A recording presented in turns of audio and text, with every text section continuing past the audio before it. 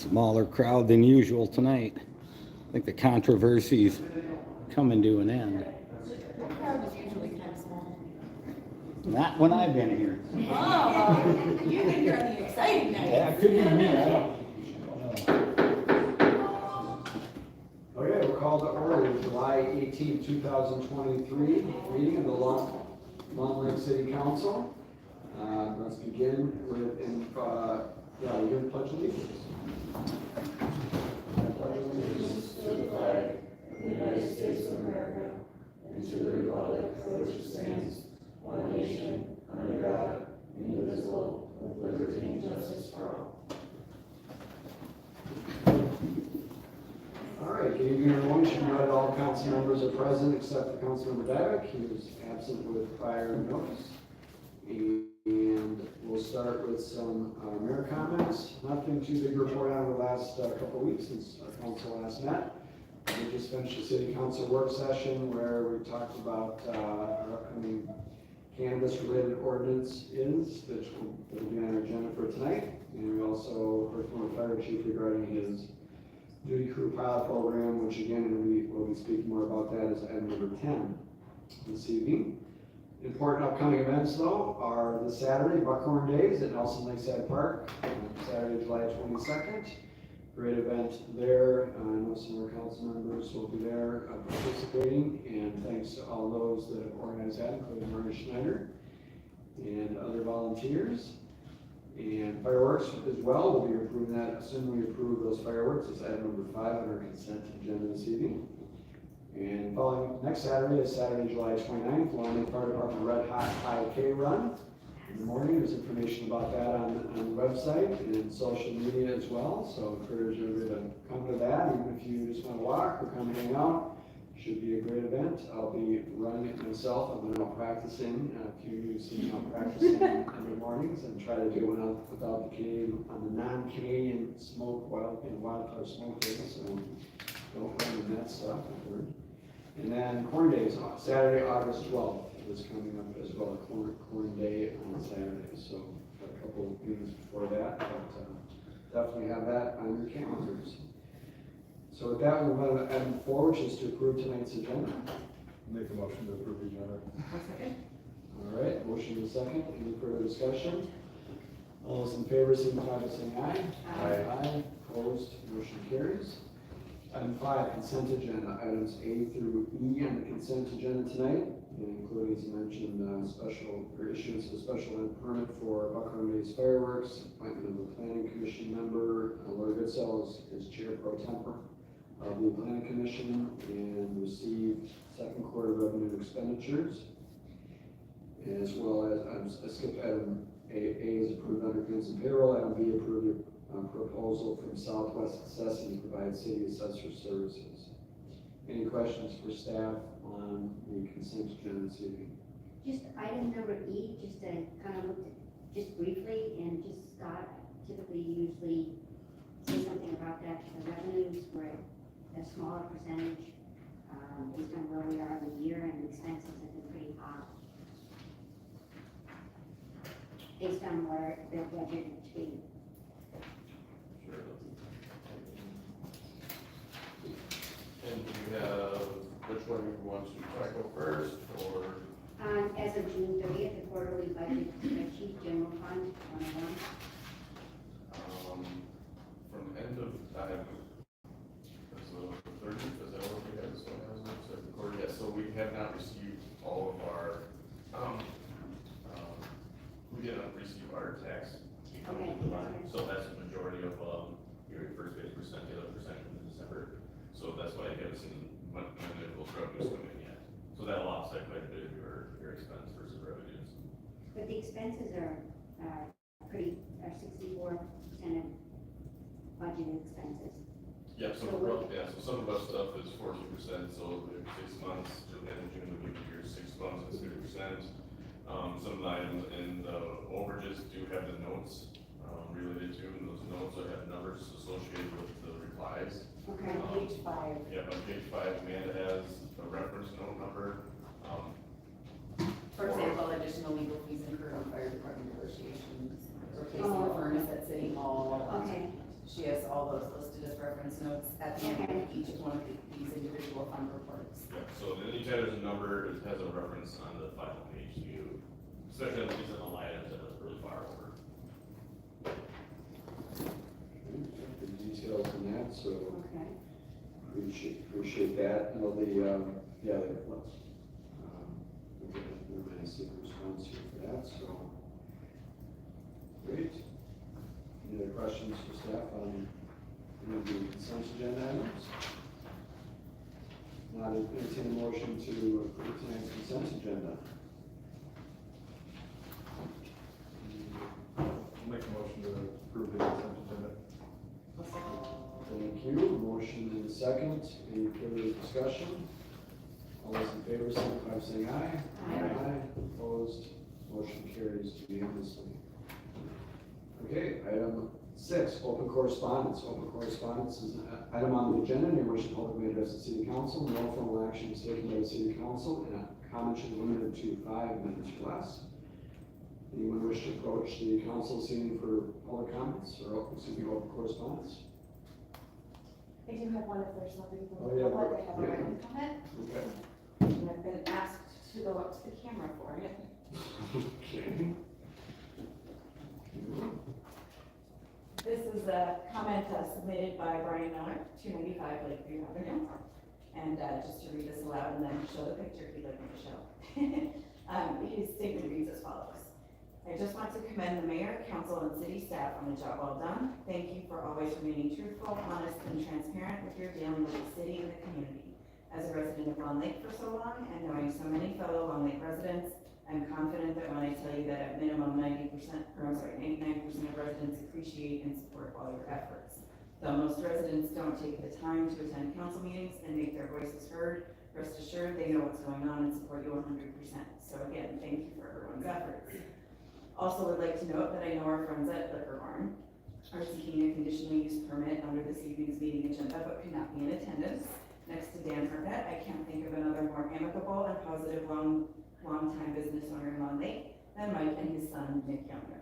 Anything we can do to help them further succeed in Long Lake is a plus for all of us. And one more thing, I know Sean had mentioned filling potholes this past spring. I'd like to draw his attention to Lakeview Avenue, Central Avenue, and Upperly Lane, and specifically the large hole at the end of my driveway. Hope to see you out here soon, Sean. Please see photo on the next page illustrating the original streets in Long Lake Heights, which consisted only of Brown Road and Lakeview Avenue when it had a view of the lake, and their connecting streets running east and west. We in Long Lake Heights appreciate the city taking care of all the other streets that now exist, but it's time to start showing some love to the originals. And he asked me to display this photo from 1940. With the top of the photo, he said as being the original railroad track site, north and south Brown Road and Lakeview Avenue, and east and west. Etc. You can read from there, but you want me to put that on the camera for you this evening, so. Amazing. Change. All right, thank you. I know Lakeview and Upper Lee and Grant are on our list. But probably a few years to get there, but we strive to maintain them in the meantime. All right, great job with that, Jeanette. Thank you. Brian Rowe, who's got some medical situation in dealing with, so has been able to join us. Any other open correspondence this evening? Yes, sir. Seeing as nobody else will, here I am, Jay Nygaard, 1386 West Point Road. You all know, Long Lake resident as well, grew up out here. I really like your approach of open correspondence, as opposed to public comments. Like, let's actually have a dialogue. So it's nice to even see that language. I'm not a big language guy, but that's nice. But first thing I want to do is say congratulations. You all had the guts and the temerity to stand up for what you knew was right, and you did it. And the fight's not over. That's the problem. We've won a big victory here, but the fight's not over.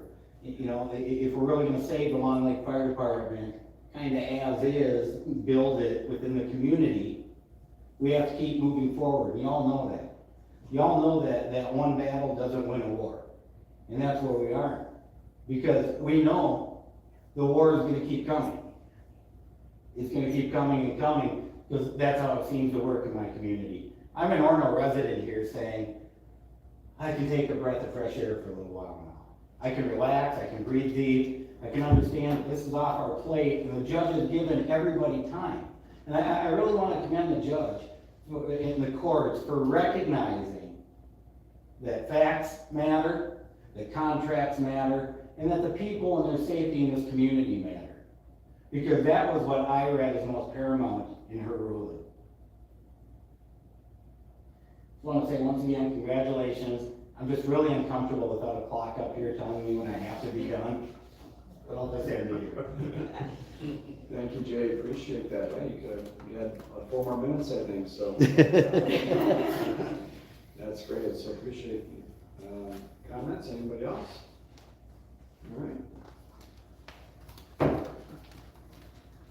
Hi, my name is Kelly Grady. I live at 271 Green Hill Lane here in Long Lake, and as most of you know, I am part of a group called Figure Out Fire, where we have been encouraging both cities to try to find a way to come together to keep the Long Lake Fire Department together, because it is our belief that it is in the best interest of public safety for this community. As you all know, the Long Lake Fire Department has been a functioning and well-respected fire department for over 108 years, and under contract with the city of Orno for about 20 successful years, I believe.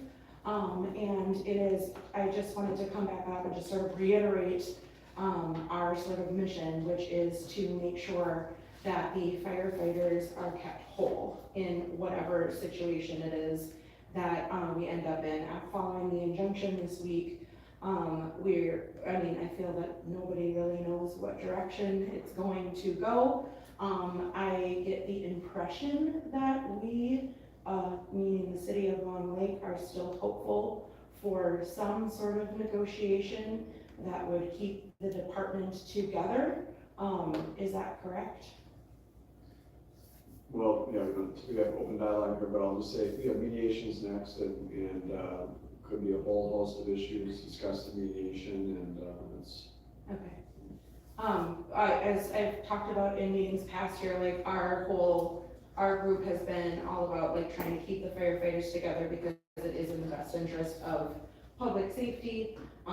As we all kind of cross into each other's communities back and forth, it doesn't really make sense to have 2 separate departments responding when there's not a strong enough volunteer force, which I think we're noticing now as recruiting events are starting to happen and things of that nature. To split this department up would be not in the best interest of the citizens.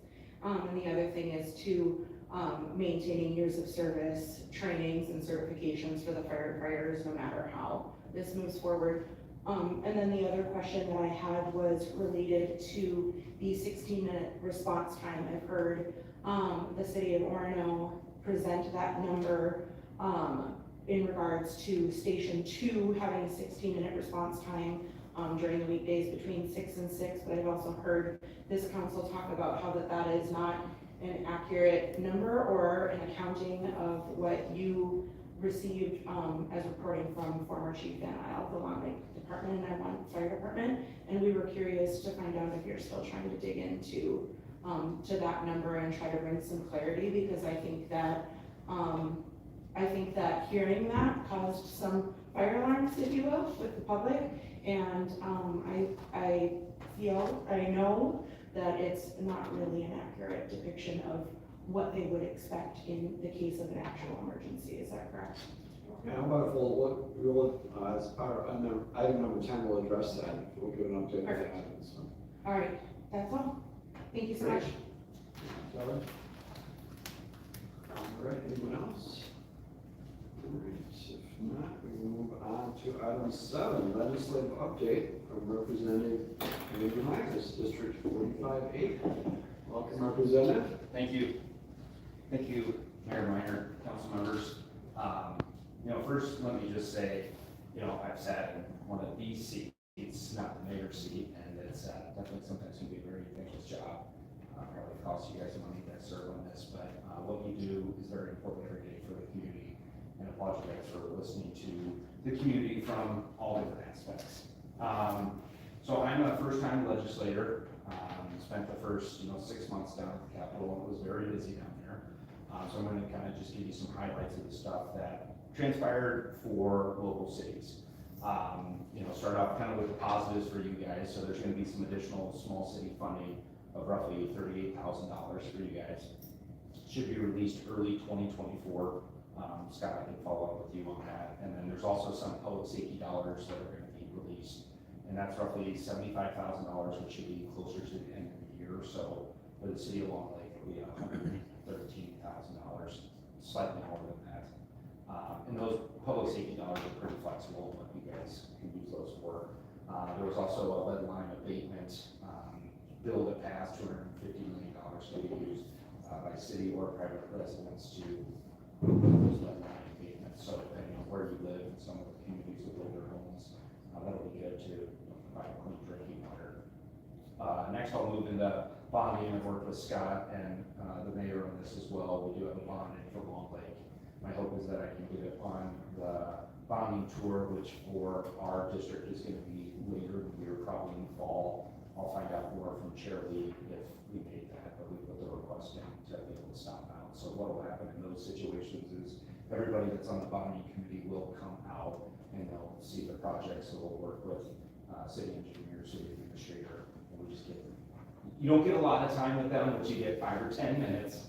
And so we'll come up with a few things to be, impactful, and we can, get some Carbone's pizza for them. They always like to have something to remember the city that they came to, or Such something. as beer house. Yeah, something like that too. So, it's always something that you want to make it memorable for the people coming out here. What I really try to do is give people down in St. Paul a snapshot of my communities that I represent, which is 11 of them, and they're all very different. So it's good that they can, get out here. And the same with me, getting down into St. Paul, Minneapolis, and even greater Minnesota to see the challenges that those communities are facing. Other things that passed were the paid family leave, which will impact local cities and funding that way. When you're working on your comprehensive plan, there's going to be an additional climate action plan that needs to be required, and there'll be more information coming out on that. There was some limitations on, it seems like we're moving down a path of the state being able to generate funds and then distribute them out to the city. We saw that with some of the restrictions on the local option sales tax. We're kind of seeing that a little bit on the cannabis legislation. I know you guys talked about that earlier. Every city's talking about it. I'm happy to answer any questions on that. In closing, I try to make these short because what I want from you guys is questions that you have for me. It's more important to answer the questions you have. I'll just try to give you a general update, but for me, it's making sure that I'm available. If you guys, have questions, my cell phone number is 612-615-8444. I get that book a lot. This is, it's a job, it's public service, and I get calls all the time. Somebody here emailed me today, and we're doing a meeting later on. It's being able to listen, learn, and look at those and opportunities, and if we can do more of that, then we can, better represent the communities and what I'd say remove the divide. So that's kind of why I'm here. But that being said, any questions that you guys have? Hey, I'd just like to say, you were very responsive. You were right back on my email, just like that. Nice. Okay, questions for Representative? So what is the cannabis legislation? So the cannabis legislation. Oh, the cannabis. Cannabis, sorry. I didn't know if it was about election integrity. No, It's not hearing. No, that's a time for them to talk about the cannabis. Yeah. Retail versus grow, There's a lot there, so. Yeah, I think we already talked about Jeanette, you that. have questions. Yeah. You seem like you're doing the lion's share of the work here, educating us on how everything works. The only thing I continue to go back to is I do feel like, the law, and while I respect, I know there was a lot of probably fighting done behind the scenes to try to respect some level of local control. I don't feel like it was enough. I don't feel like there was enough protection for small cities. I think the way the law was written, was more taking larger communities into account, but small cities need to be able to always provide a diversity of business to its small population base. And small cities, by the same token, also have cheaper rents and large county roads and highways going around and through them, and they're great targets. There really wasn't anything in the law that made for a mechanism for a small city to say, we don't want any more than 2, 6, whatever that number was, because, you know, by the same token that maybe we don't want 14 hair salons in one town. I don't think we want 14 of any one business, really. This is gonna be a hot button for a while. And I just feel like small cities maybe weren't perhaps granted the level of local authority and respect for what they know about their communities as well, than maybe could have been. And I hope that that will just continue to be a learning process, as we know legislation like this is likely to see change. Yeah, and I think you hit the nail on the head. So for me, particularly to this, I reached out to every single mayor to get their feedback. What I try to bring to the legislature is, I run a small business, I'm an attorney, for me it's about operations. I sit in the minority party, so I want to work with the ideas they're bringing forward to make sure that we can make those operationally better.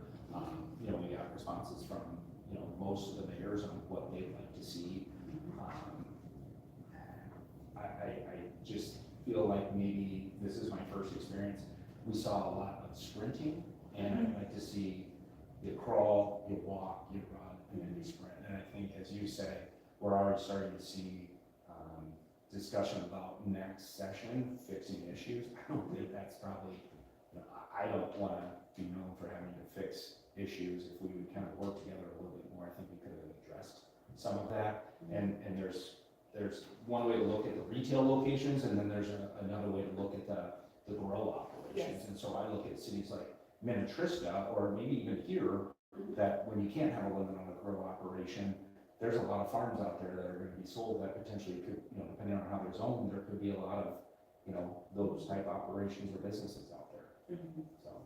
I know it's a League of Associates conference that I was at a few weeks ago, but they brought that up, the league did, and as well as Metro Cities, just when the bills were first written, they were like absolutely zero local control. They don't even try to ask, is there any local control? And through some lobbying efforts, they eventually loosened up a bit and got that 12,500 resident cap on it. But so it's better than it was, a little more control. But yeah, you're right. It was sounded like they were just out of the gate. They want to get this done. And Yeah. that was their big priority. Yeah, I would say the end goal was the priority, and there may have been some steps along the way that needed a little more TLC. Yeah, I mean, I'd love to see there be additional revenue. Everybody says, oh, it's gonna be great, all this money for schools and public safety and roads, and I said, there's not, that money's not there.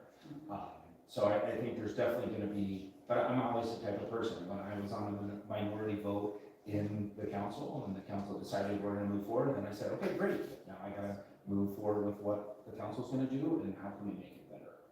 So again, that's the mentality, at least I'm trying to bring. And I appreciate that I actually was copied on an email, I know, where you were seeking feedback from mayors, and so I really appreciate that you took the time to do that, because this was a big issue, and I know we shared some of those concerns, and I appreciate that you took the time to do that. And always reach out to me too, I always want to talk to the boots on the ground for these particular cities, but, I mean, feel free, the more input I can get, the better. Thank you. Making a Caribou a month or a week and a half ago, I went to Caribou and had an official kind of coffee with residents event there. So thank you for doing that right here, sitting here. We'll continue to do that. So.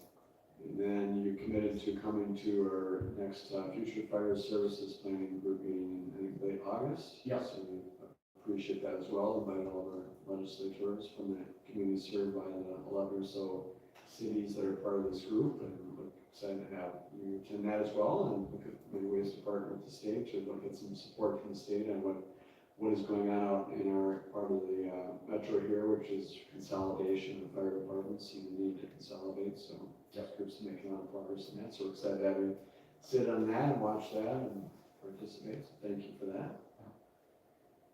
Anything else, Representative?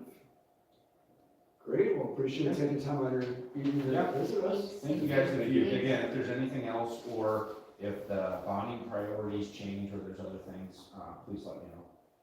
Okay, appreciate you got the one listed, and that's Grand Avenue, as I recall, so. Correct. Fingers crossed.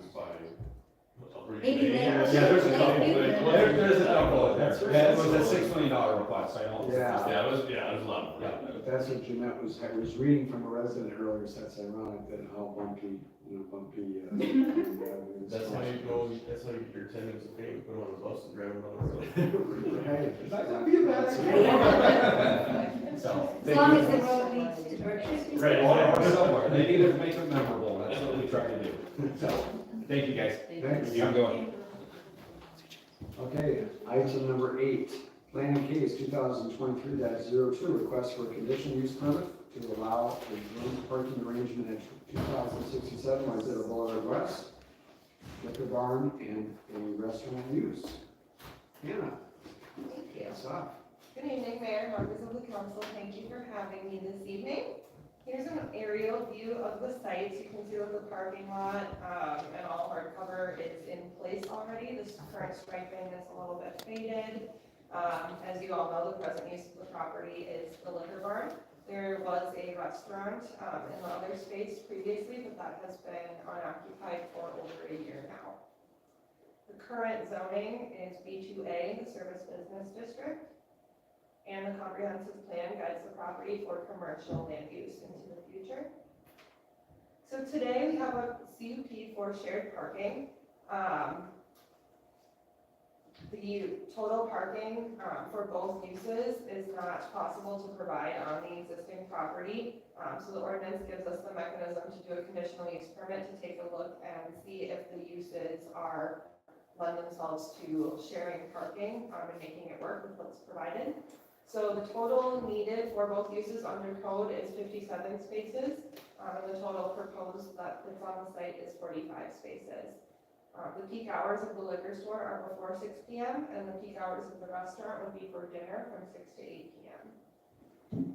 Here's the site plan, similar to what you just saw on the aerial, parking in the lot in front of the building, as well as parking behind. There is the addition of 4 new spaces to the east of that island, east of the building. So those are the only 4 new spaces that are not existing parking area today. And so the owner owns that property, that's not the city. Oh, he Correct. owns that whole alley, doesn't he? Yep, you'll see the property line here goes right up to the middle of that access drive. Okay. The city engineer has looked at this and doesn't have any concern with those spaces being utilized for parking. And since there's no curbing, there is no setback requirement from that property line. And so those are, the 4 new ones are parallel parking spaces, or on the east side? I was trying to see what those were. Yes, so they would be here.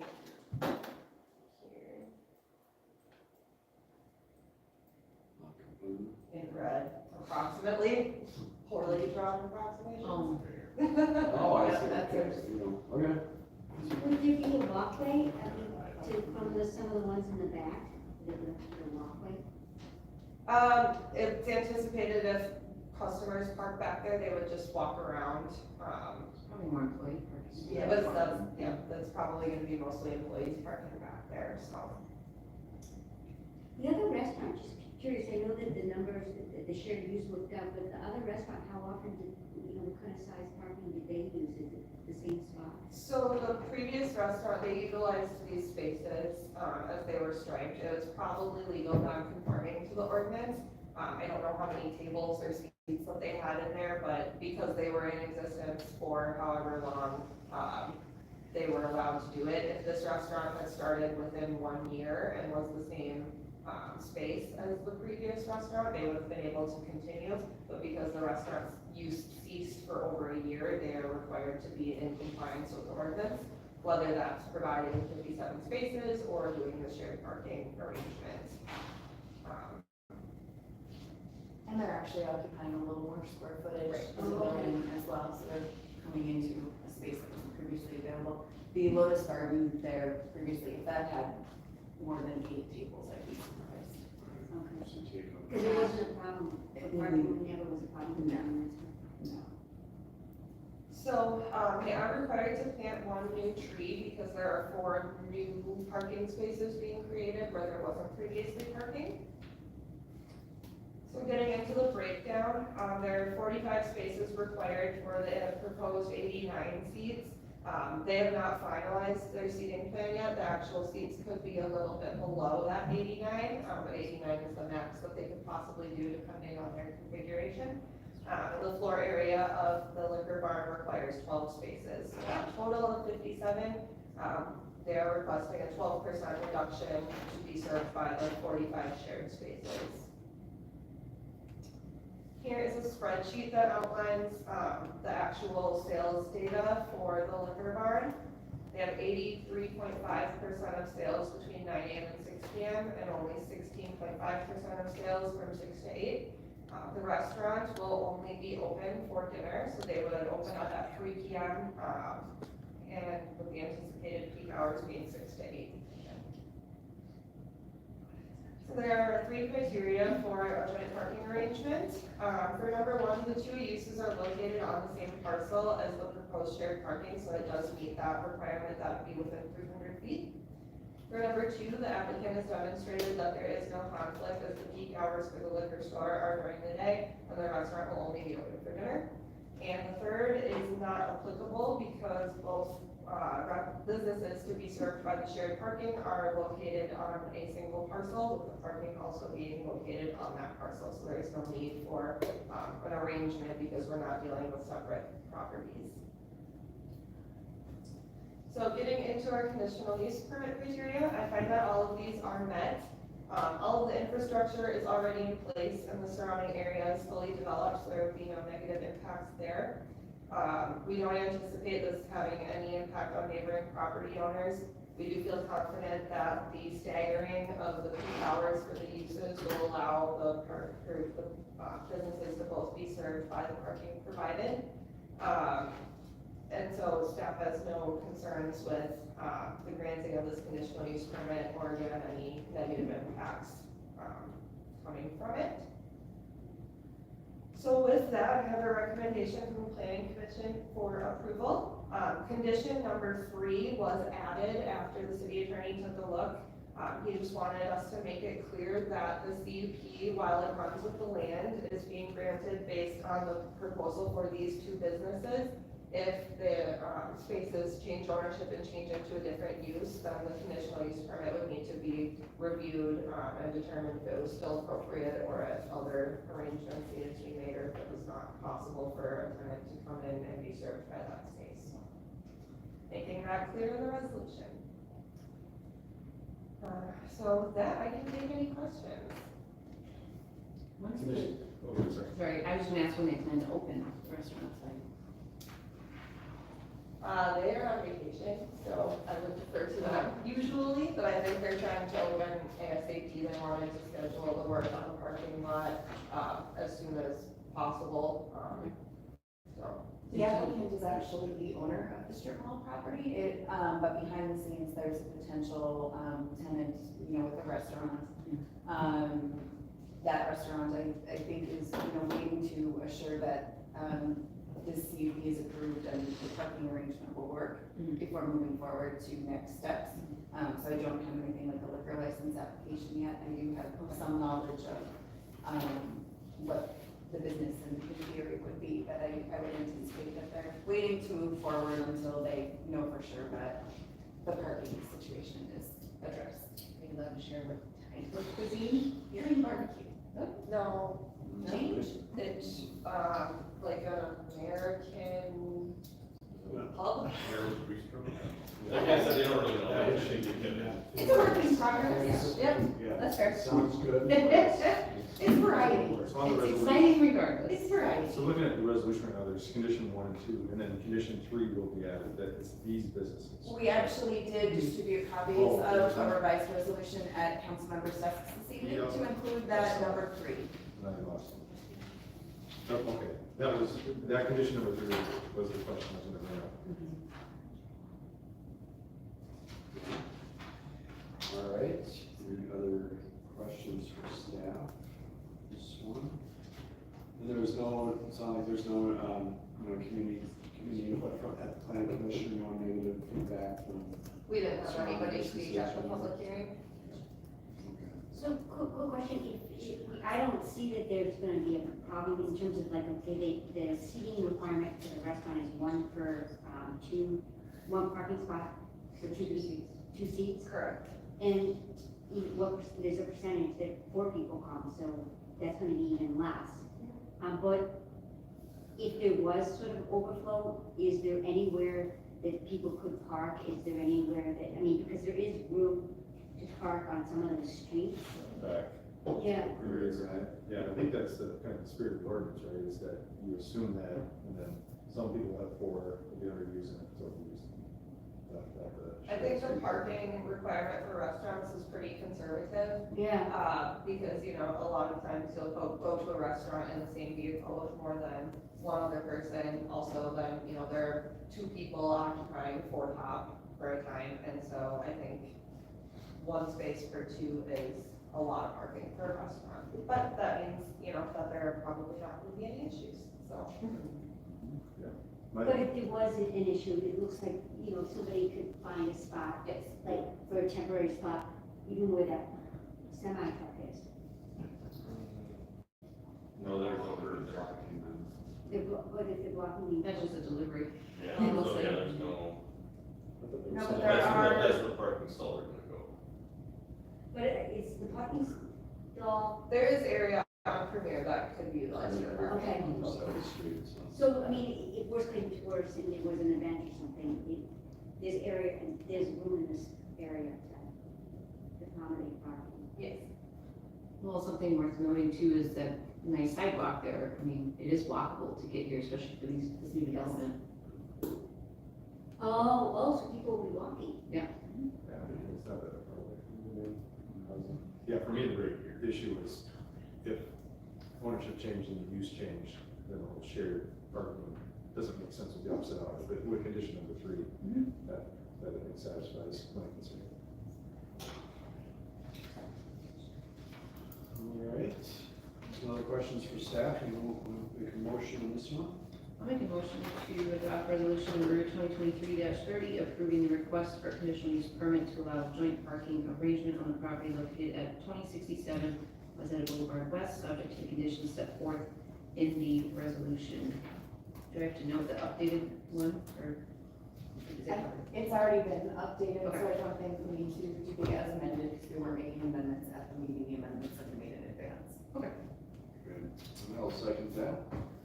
Motion and a second, any further discussion? All those in favor? Opposed? Motion carries unanimously. All right, thank you, Hannah. Move on to item 9, public hearing. Consider adoption of an interim ordinance related to cannabis businesses and adoption of amendments to chapter 10 of Willamette City Code regarding cannabis, edible cannabinoids, and drug paraphernalia. So our city attorney put some packet information together for us, but we had to leave to attend another meeting, so can you carry us through this one? I will do my best, but I know that I can do it the justice you would. Before us tonight is a public hearing to consider adoption of 2 different ordinances.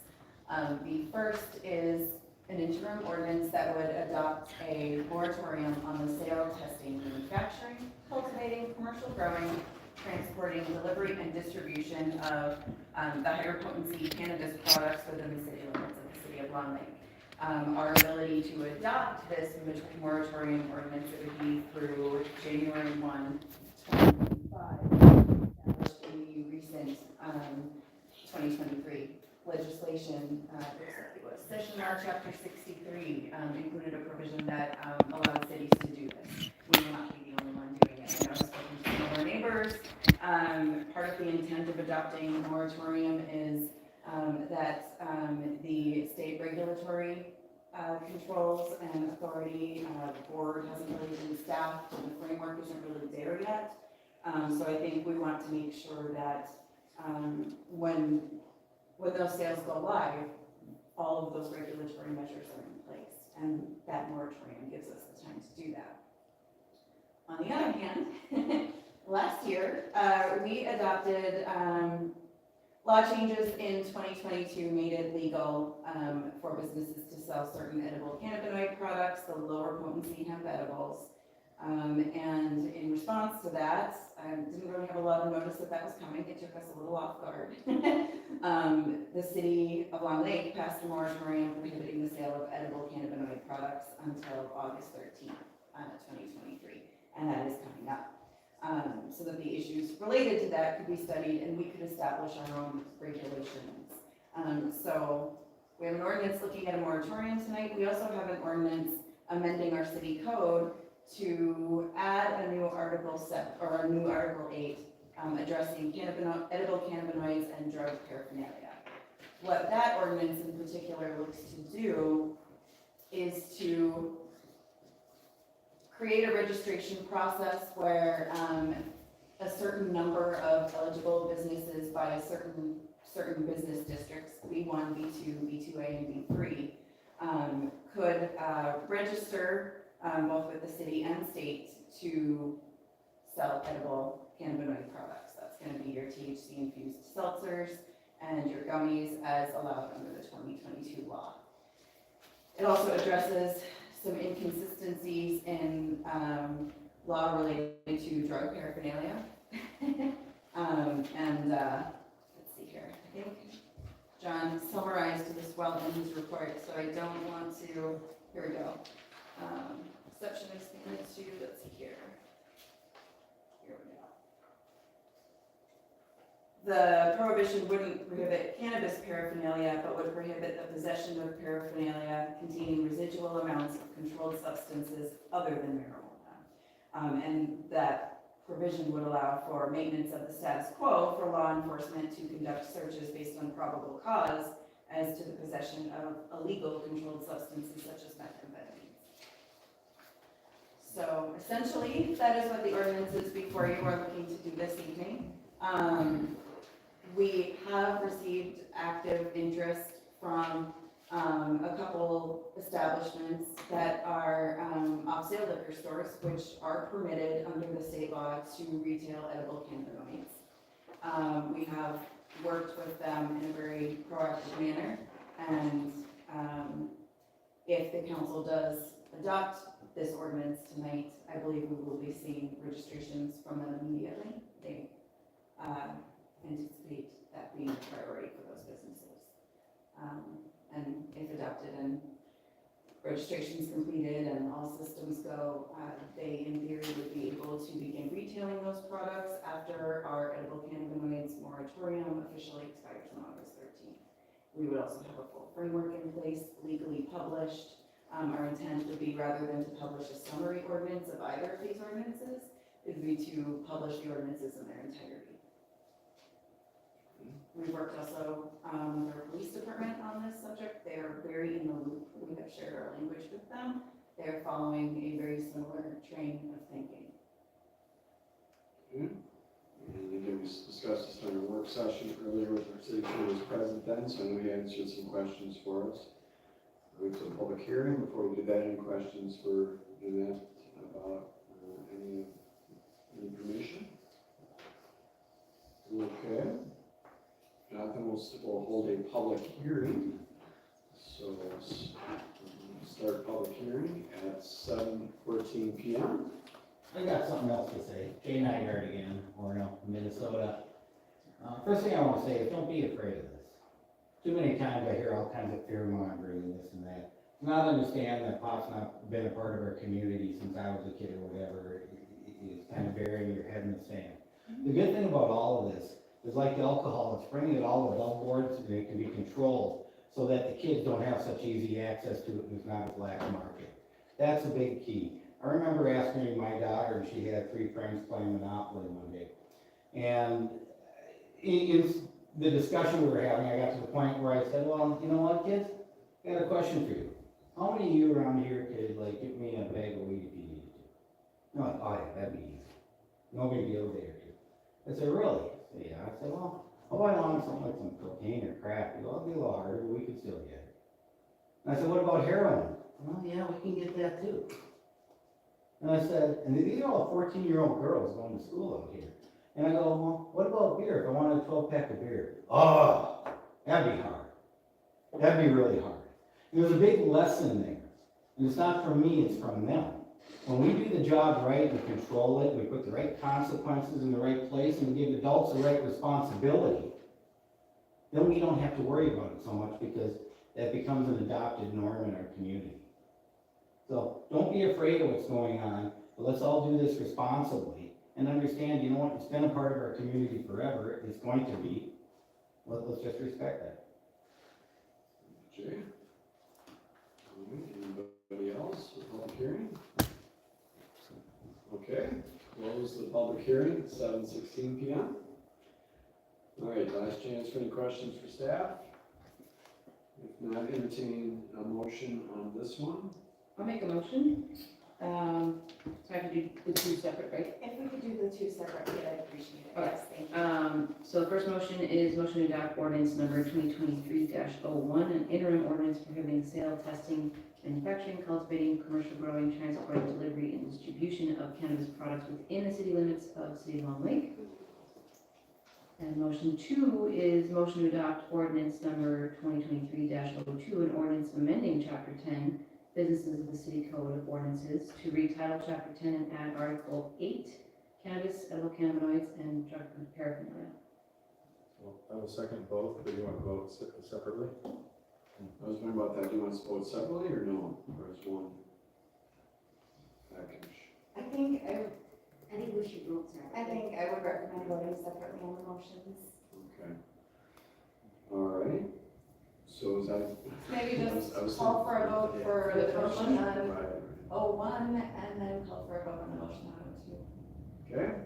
All right. So we do, and we have motion is, did you second on number one? Yeah. Okay.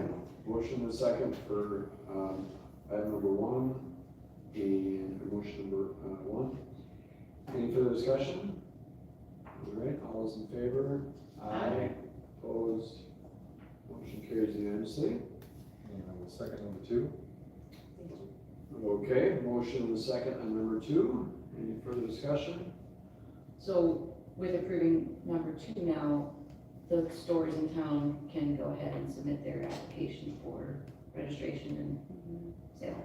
Yep, the ordinance would become effective upon its publication date, well, not exactly, the moratorium has to expire first, but the ordinance will be official and on the books as of July 29th, and at that time, we can begin taking registrations. One item you will see before you at the next council meeting is we will be putting a fee on the fee schedule, we'll be submitting a recommendation from that. And it'll be standard, I think, with, the state establishes you can charge a fee of up to this amount. I think we're going to just recommend you up to that amount. It would be $125 a year essentially. So then, with the moratorium ending, you said August 13th. So we'll have them submit the registration applications. As soon as we get the fee officially on the books, then we can collect the fees. And then as of August 14th, our moratorium is expired and the new ordinance takes over. And then they can sell the edibles and the beverages. Yes. Okay. By processing this way, we give them some time to prepare for that. So they can be ready to be live then. Just to clarify, wasn't there, they had in October registering with the state, because the state registration comes out. Yes, So they however- don't need that until it comes on board. The state has also said that for this first year, this first round, so that the state requires registration but doesn't have a registration form yet. So ergo, it's not required. Ergo, it's required by October, but it's not required for them to begin retailing as Okay. long as they complete their registration by October. Okay. And since the ordinance requires that they be in compliance with both city and state registration requirements, if by October any of our city registrants had not registered with the state as well, we would have grounds to terminate that registration. Is that something we're going to tell them Yes, clearly? yes. We have been working very closely and very forthright with them, so I'll be communicating all of this to them tomorrow. Thank you. All right, we had a motion and a second for motion number 2. Any further discussion? All those in favor? Opposed? Motion carries unanimously. Okay, Thanks thank for you, working Jeanette. with them. Thank you. Thank you, everyone. I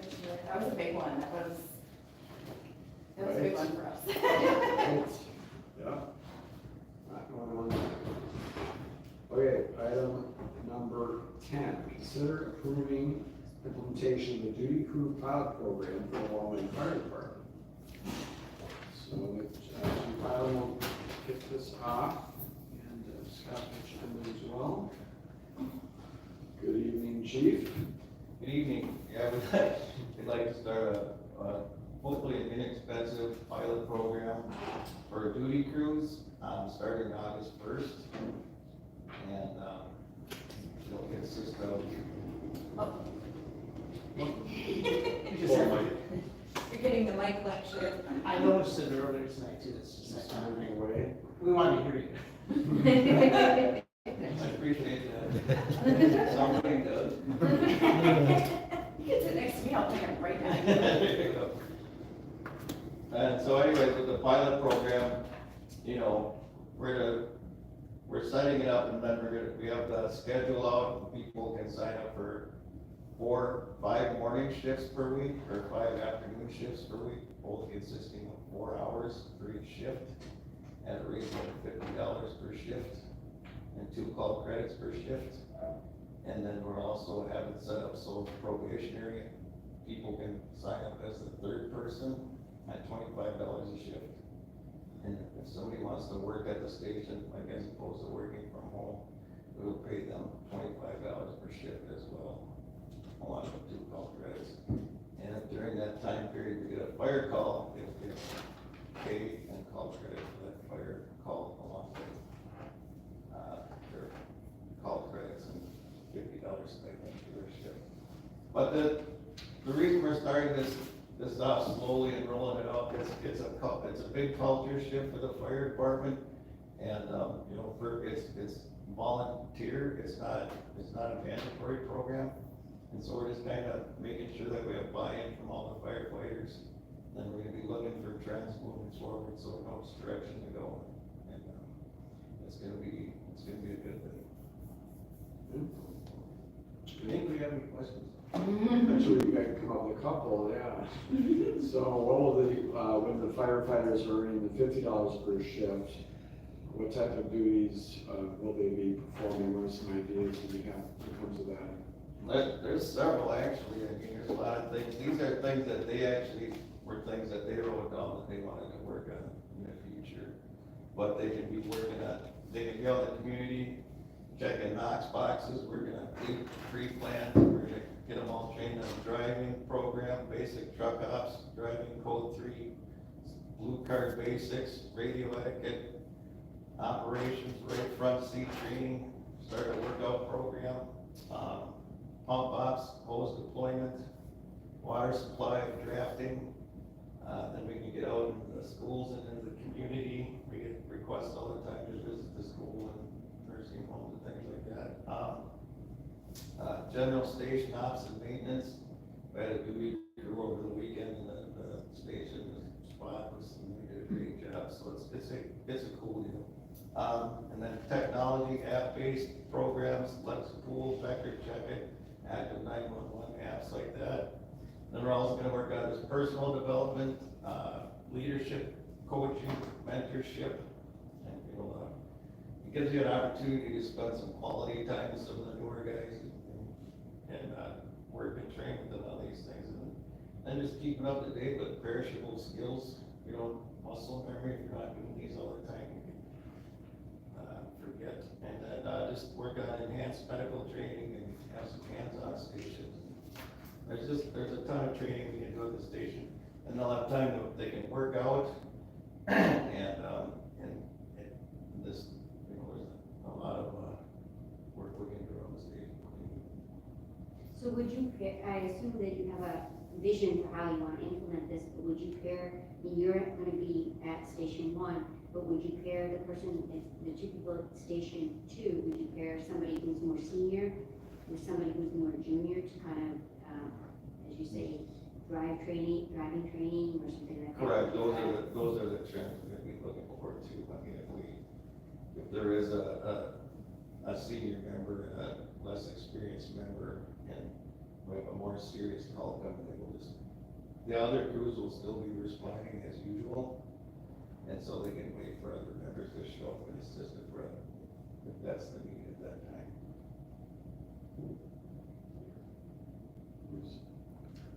you said you kind of did what's the word I'm looking for?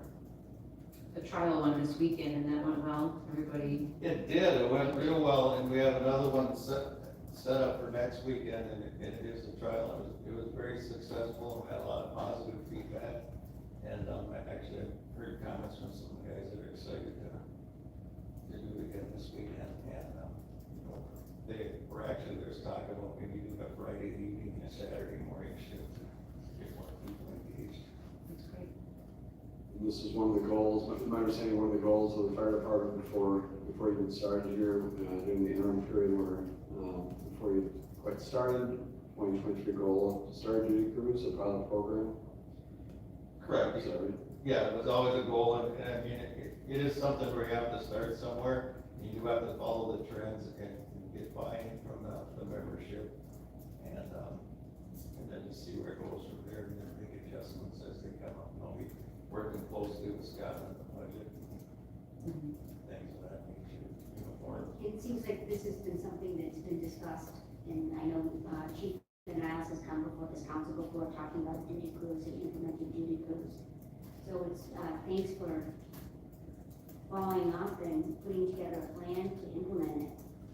Yeah, thank you, and I have talked to some of our neighboring fire departments, and they're curious and actually excited about it. They wanna learn how we're gonna put this together and hopefully use our model and work together with us. Because you have experience in standing it up from Excelsior, right? Yeah, we started one from CUS. Yeah. But then it started volunteer, and then I got more to a mandatory, and then it was mandatory overnights, and then we switched to mandatory weekends, and so it's, you gotta have buy-in, but after we crossed the threshold, and it actually became a positive recruitment tool. People are signing up for Excelsior because they have duty crews. Yeah. And then so the image and data, you're gonna label that with duty crew response. So feels like a very easy way that we can start gathering that data.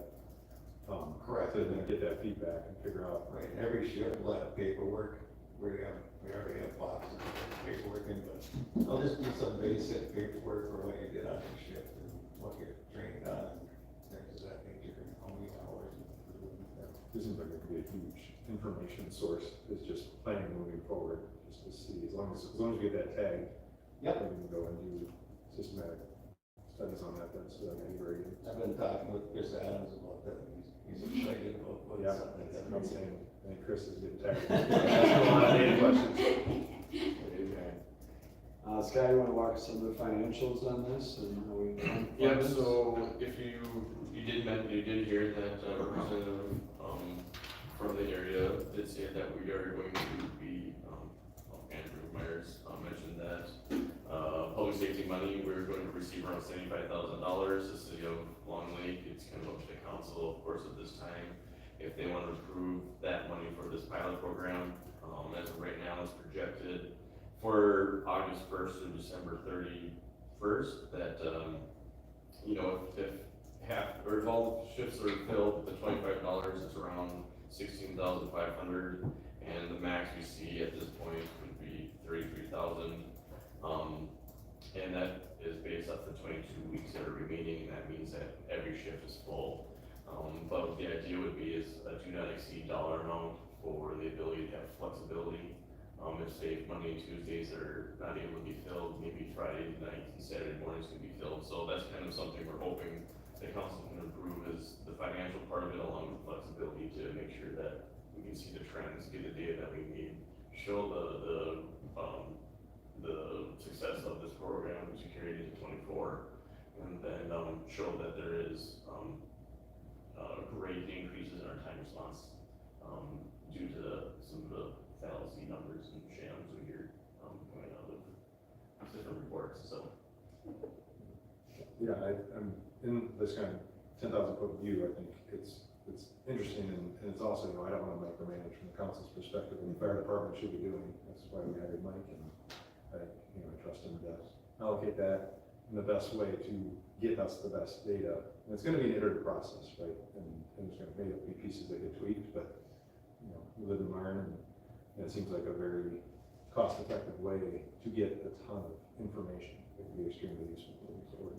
And that will give us enough data set, I think, for the next 4 months. I mean, we're already at our call volume that we're like 14-15% over already last year at this time. And last year's was like the most calls ran in almost 10 years. So with that said, we can get enough for the data set, and we can just even backdate looking at what happened already in the first 6 months and saying there is going to be some future cash savings. There's not going to be a full block. At least you can show that you're improving your response time. There's some different adjustments. There's a lot of other important things that are coming out of this that you can't see on those data. You know, it is going to be having the firefighters get in training more, having, you know, the same, I mean, some people probably don't even see each other due to their workloads and stuff like that, but they've been together for maybe 10 years, you know, so I think it's going to be more of the team building.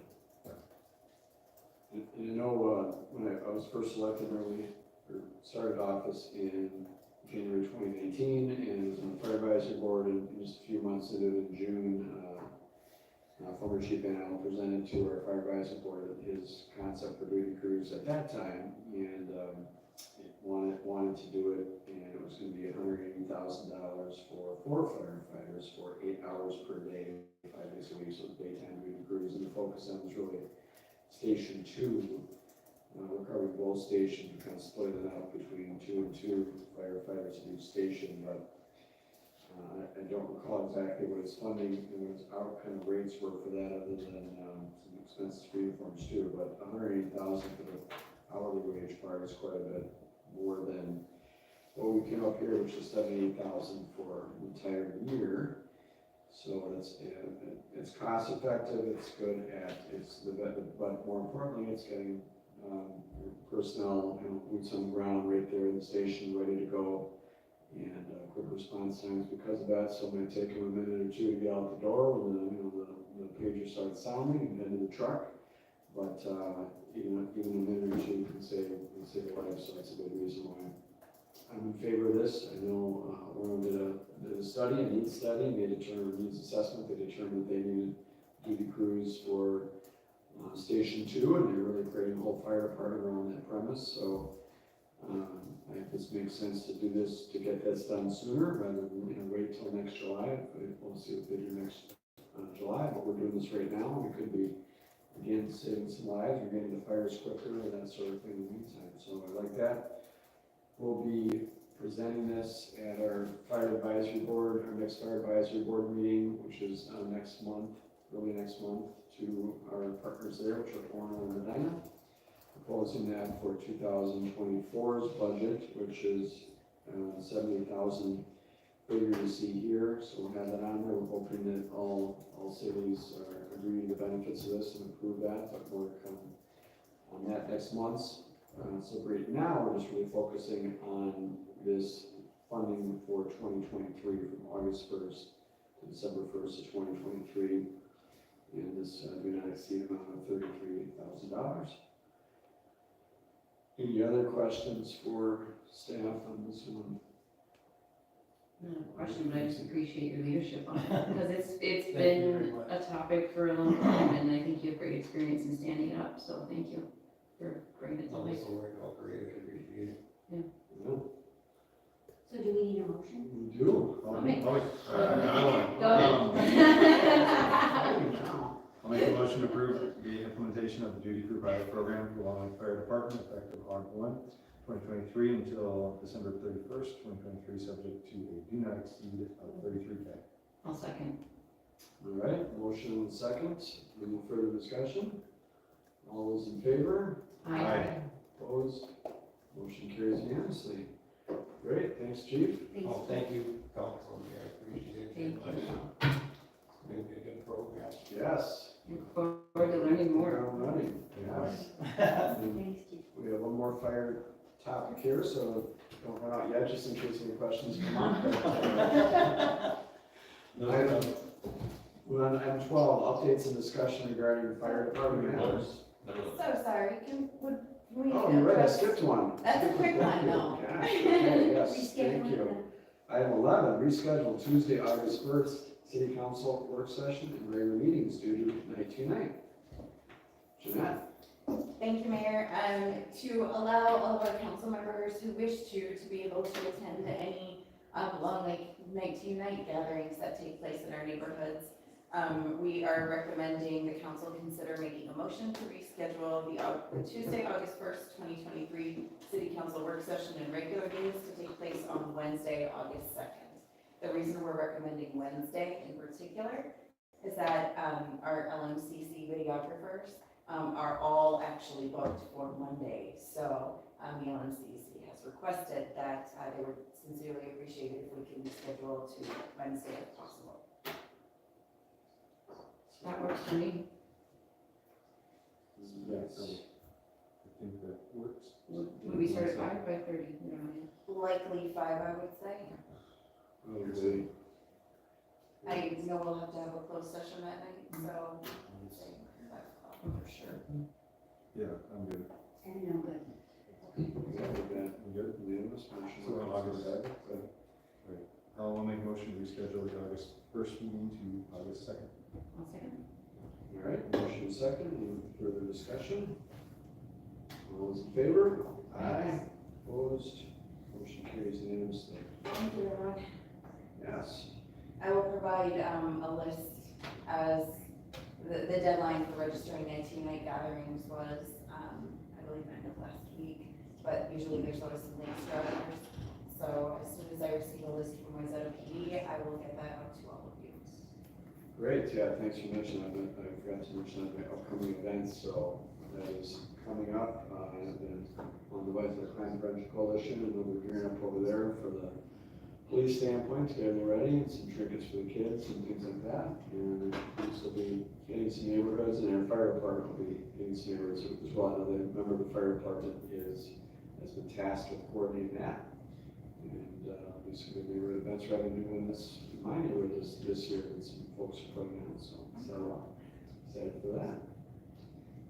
All right, good. Now we'll move on to item 12, which is updates and discussion regarding fire department matters. So a few items to touch on, and I'll start with, I'm just going to kick it off, but obviously the very significant news is that on Friday, Hennepin County District Court Judge Lori Miller granted our order for a motion for temporary injunctive relief against the city of Orono. And that's something that we wanted to do. We had a special counsel that we hired to send 2 different letters to Orono back in spring, asking them to not violate our contract, and then subsequently not to continue to violate our contract or plan on breaching our contract. And in those letters, unfortunately, we're not successful in dissuading them for that. So we, after their vote at their council meeting on June 12th, to change the service area, which they could contractually do. We have no problems with that, neither does the judge, as of changing as of July 1st of next year. And then a motion to resume control or assume control or something to that effect of Station 2 in Navarre on July 1st, 2024. That was a clear violation of the contract, so we filed for injunctive relief at that time. And judge granted orders and kind of go through all 31 pages, but it's items 1 through 1 through 7 on her order. And just a really couple of brief highlights that I'll summarize. One is that the court finds that Orono's goal of setting up its own fire department as soon as possible without waiting for the end of the contracts to compete for scarce firefighter resources with Long Lake, following decades in which the parties have worked cooperatively under a joint fire protection agreement, poses a risk of irreparable harm to Long Lake. And then secondly, another excerpt I'll draw your attention to is based upon its review of the evidence submitted, the court finds that Long Lake has shown sufficient likelihood of success on the merits on its breach of contract and implied covenant claims to satisfy the third Dahlwood factor, which is a legal standard that means that if this were to go to court, we would be a likelihood of success based on the judge's determination, which is why the order was granted. So Part of the order was to direct both parties to engage in mediation, which is something that we've been offering and really asking Orno to do on multiple occasions over the last several years. Orno's declined that, but now this will be court-ordered mediation that both parties will be entering into. We've identified a mediator. We're checking on her availability. Both cities are. We'll see where that takes us. But this is really helpful for our city and the other cities in the contract, other city, which is Medina, but also we have a contract with Minnetonka Beach, provide them with fire service through the end of, or through 2028. We utilize Station 2 in the bar for providing service to them. So it's important to us and to all cities or Minnetonka Beach that was not taken over, which was their owner's apparent goal. And most importantly, this just provides safety for our residents and our communities that are served by the Logan Fire Department. This stops several actions owners been taking to really sort of almost kind of choke the life out of our fire department here and our ability to provide fire services with some of the actions that they've been taking by not approving their capital budgets and hiring fire chief, recruiting firefighters, all the other things mentioned by the judge in her order. So very thankful for that. See what the future holds when it comes to mediation, and very interested in participating in that. Otherwise, last week we had a future fire services meeting, which was very productive, really good turnout. We decided at that meeting to invite our state legislators to come to our next meeting, which I think I touched on earlier with Representative Myers. So we're looking for it as all of these cities and fire departments are kind of coming together. Really, the momentum is really there right now, and the discussion was about how can we get some additional resources in from the state perhaps to fund fire departments or fund equipment. And I should say fire stations. We have really good fire stations here currently, but other cities around us do not need funding for that. So we're looking to talk to legislators about whether or not they can assist with that, or assist with some funding for mergers and things like that. So productive meeting there. We also got an update from the State Fire Marshal's office about mergers that are occurring and about public safety money that's out there now that we talked about here in our last item. And I asked how many, he went through a list of cities that are getting together to talk about merging, or fire departments talk about merging. And then I asked him kind of reverse what cities are out there talking about starting with their own fire departments right now. And it was response was just Orno and Otsego. And Otsego is a growing community in the Northwest Metro that has a lot of growth issues as compared to what's going on in Orno, which is relatively stagnant population. So kind of solidified some previous information that their office had provided to us. And then we had a fire advisory board meeting last week with Orno, Medina, and Minnetonka Beach, and went over kind of a draft of next year's budget, went over the duty crew concept that Chief Ray told us about tonight. So nothing concrete from that meeting yet, but we bring back finalized budget recommendation at our meeting early next month. And we're hopeful that all cities will approve our operating budget, the proposed operating budget. Orno's already said they're not going to approve any additional capital budgets, so we've already discussed that, so that's not going to be something that we'll be able to utilize to provide needed equipment for the fire department. And then we had a question from a resident earlier about response times, and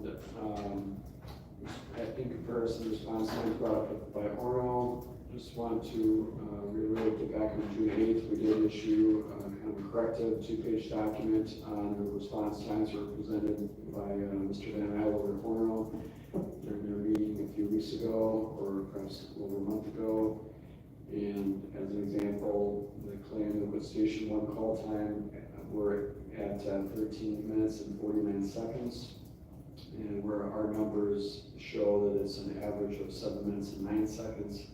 And then their number for Station 2 call response time is 16 minutes. Our numbers, including numbers that have been compiled for years by Mr. Van Isle, were 8 minutes and 47 seconds for Station 2. So it's in a document that's on our website. I know it's been widely disseminated. And then, but we do continue to try to kind of dissect the numbers that Mr. Van Allen produced, those two numbers of 13, 49, and 16, based on data that was used, and we'll continue to work on those. I know Councilmember Feldman's been our lead on that, so if you want to give me a brief update on the status. Yeah, so I think the story continues, I'm continuing to dig into it, and where I'm at right now is Orno did last week, they finally got me their final data file, and essentially what it is you have an initial data set, you undergo some methodology, you filter out the data, you make decisions on how you want to present that set of data, come up with your filtering on station 2, if you're doing emergency versus non-emergency. And some of those decisions that have been made are kind of in this logic, this methodology. And when I apply that, I can't get the original file to match their final file. And Maria Beach has reached out, and she's been very helpful. She's listening to her ears. I really appreciate that she's taking initiative to try to help work through the data, so we're going to work together. I just got an email from her today or yesterday, but I was busy with my son and time. Just got back from the internship, so I'm behind on my side. But it's a work in progress, and I appreciate Maria reaching out and trying to work through that. But we don't have the answers yet on how we go from the original data to final data, and ultimately come up with the 16 minutes. So work in progress. All right, thanks for update for that. We put a lot of work into that, so appreciate your time on that. Otherwise, we continue to have, just conversations, discussions with surrounding cities and fire departments who are interested in partnering with us. We're very much interested in partnership, and we've made it really clear we're not going to be Lone Lake city of our size cannot have its own standalone fire department. We're interested in partnerships with those who want to partner with us. So those conversations continue on a regular basis as well. Anybody have anything else they want to add regarding fire department updates? All right, and sounds good. With that, we'll move on to item 13, other business. Councilman McCauley. Nothing for me. All right, Feldman. I'm good, thank you. All right, we touched on Buckhorn days, and maybe we can show some of your bling here, get that, but nothing really else from me.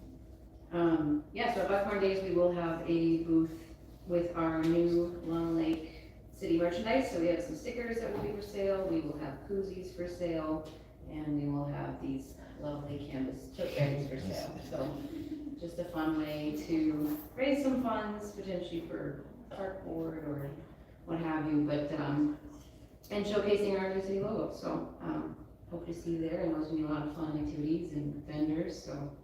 And then, Park Board had a good meeting last night, and I just wanted to welcome Erica, who was sworn in last night on the Park Board. She's gonna be a really great asset for us, so welcome Erica. Great. All right, Scott. I don't have anything. All right, Jeanette. Our web design project continues to be underway. Content migration is underway, and that will be really the biggest part of it all. I suspect it's possible that our agendas and meetings module may actually be ready to generate packets before the full website project is done. So I'll keep council posted on that, because when that happens, we're going to see quite a better quality overall in documents that you receive electronically. It's also a good time for us to have a conversation about who wants to move away from their paper packet and who prefers keeping it. So,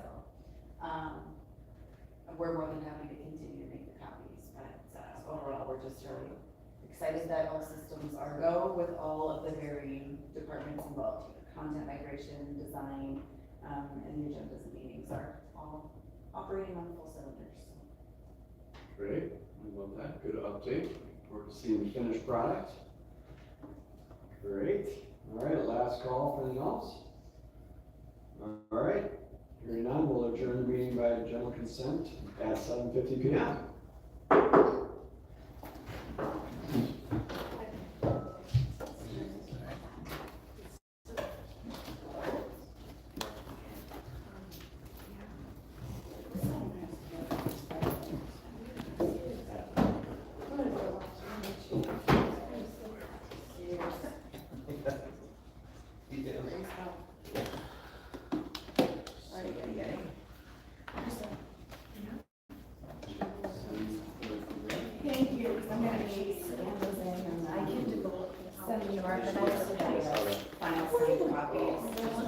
folks.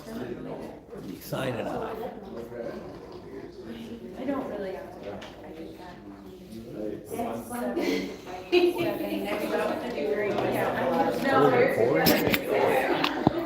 Records till I tell it to stop, Well, we should talk. unless it overheats.